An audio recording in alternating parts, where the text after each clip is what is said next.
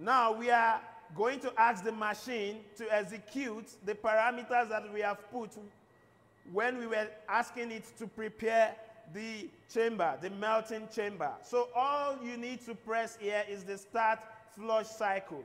Once that is being pressed, you will see that the vacuum pump kicks in and all the air in the chamber has been pumped out, and it will refill it with argon. And this cycle will go on twice. Now the vacuum pump is working and we are pumping down the vacuum of the melting chamber. So now the second flush cycle is about to be completed. As soon as we hit 5 times 10 raised to the power minus 2 here, we have the second flush cycle will be completed. By then we can now move to the next menu.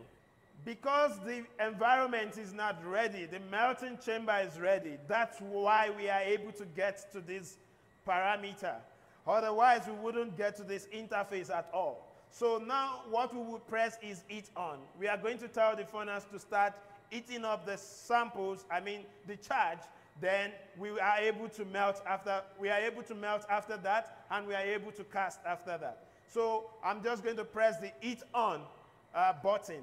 It's already set as heat off, but now I'm going to press heat on. And after that, you would see that this would start reading. As you can see already, we have reached the casting temperature that we set.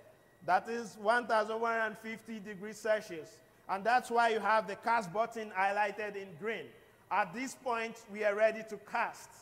And once we press cast, the furnace would actually cast the liquid metal from the crucible into the graphite mold. And when you want to cast, you make sure that the temperature is slightly above what you have set there. So we are going to wait a bit till it's about 1152 degrees Celsius.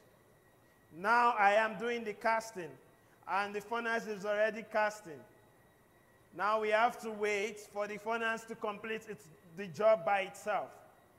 The purge on is showing that we still have argon gas being filled into this chamber to ensure that we don't have any oxygen ingress into our clean alloy that we have just casted.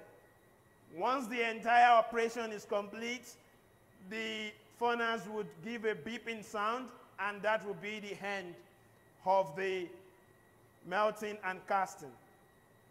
So the casting process is quite fast, so it has been completed.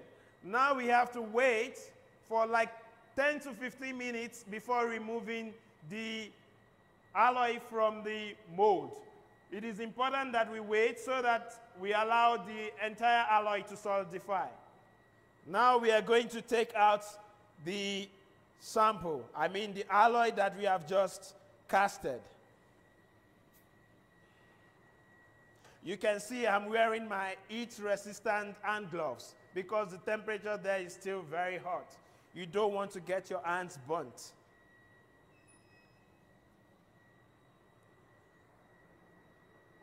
And then you remove the graphite mold, and you have the sample in the mold, and then you can pop it out. Yeah. And that's our casting.